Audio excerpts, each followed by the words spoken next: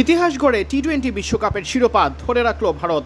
প্রথম দল হিসেবে টানা দুবার জিতল সংক্ষিপ্ততম ফরম্যাটের বিশ্ব আসরের শিরোপা।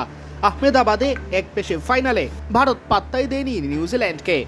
রানের পাহাড় গড়ে স্যামসন, অভিষেক, কিষানরা আহমেদাবাদের দর্শকদের অবশেষে এনে দিলেন স্বস্তির শিরোপা। হার্দিক, সূর্যকুমাররা পেলেন টানা দ্বিতীয় বিশ্বকাপের দেখা। টস হেরে বল করতে নামাটাই যেন ভুল ছিল নিউজিল্যান্ডের। আগে ব্যাট করতে নেমে নির্ধারিত 20 ওভারে 5 উইকেট হারিয়ে 255 রান জড়ো করে টিম ইন্ডিয়া। উড়ন্ত ফর্মে থাকা সঞ্জু স্যামসন এই ম্যাচেও ছিলেন বিধ্বংসী মেজাজে, আর অভিষেক শর্মা ঠিক প্রয়োজনের সময়টাতেই জ্বলে উঠলেন। 21 বলে 52 রান করে তিনি যখন ফিরছেন সাজ করে, ভারতের উদ্বোধনী জুটি মাত্র 7 ওভারে এনে দিয়েছে 98 রান। এরপর ঈশান কিষান নেন তাণ্ডব অব্যাহত রাখার ভূমিকা। 25 বলে তিনি করেন 54, হার্দিক পান্ডিয়া 13 বলে 18, স্যামসন ক্ষান্ত হন সেঞ্চুরির দ্বার প্রান্তে গিয়ে আরও একবার 89 রান।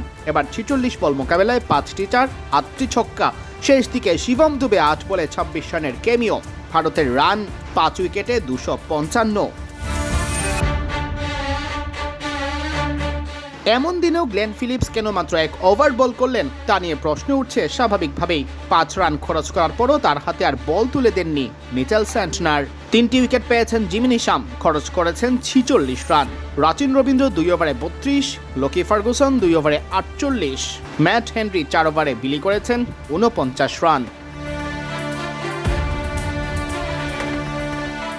এই রান পাহাড়ে স্বভাবতই চাপা পড়ে যায় নিউজিল্যান্ড। একে তো 1,32,000 দর্শকের উল্লাস আর চিৎকার, অন্যদিকে ভারতের ক্ষুরধার বোলিং লাইন আপ।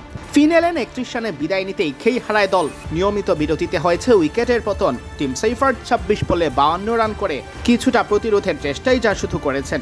শেষ দিকে মিচেল স্যান্টনার কমিয়েছেন পরাজয়ের ব্যবধান। তবে ভারতের এই রান পাহাড় টপকানো এক প্রকার অবিশ্বাস্যই ছিল নিউজিল্যান্ডের জন্য, বিশেষ করে ম্যাচটা যখন ভীষণ চাপের ফাইনাল।